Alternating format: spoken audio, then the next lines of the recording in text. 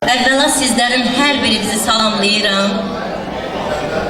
Könül bacı sizə, vilayət qardaşı göz aydınlığı verirəm, təbrik edirəm. Ən başlıcası, bugün o müqəddəs taxta oturan bəyimizlə gəlinimizi təbrikləyirəm. Orada oturmaq çox asandır, amma bu həyatı şərəflə başa vurmaq hər kişinin işi deyil deyərdim. Bu ailə həyatını biz bir kəndirə bənzətsək, hərdən onun tarıma çəkilməyi də var.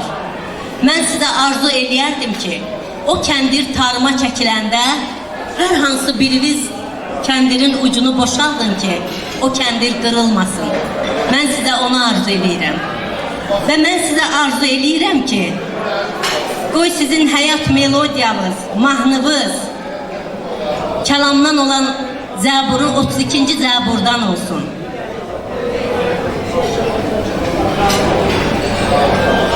Rəbb mənim çobanımdır, möhtac olmaram.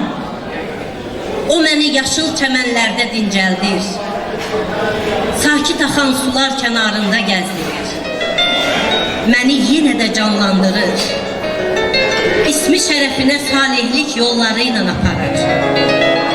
Ölüm kölgəsinin dərəsində gəzsəm belə, şərdən qorxmaram. Çünki sən mənimləsən.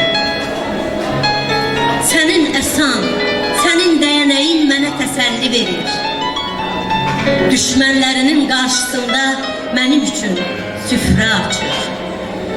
Başıma ətirli yağ çəkirsən. Ağzına dək camımı doldurursan.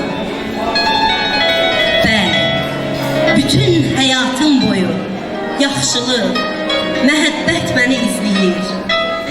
Bütün ömrüm boyu Rəbbin evində yaşayacağam.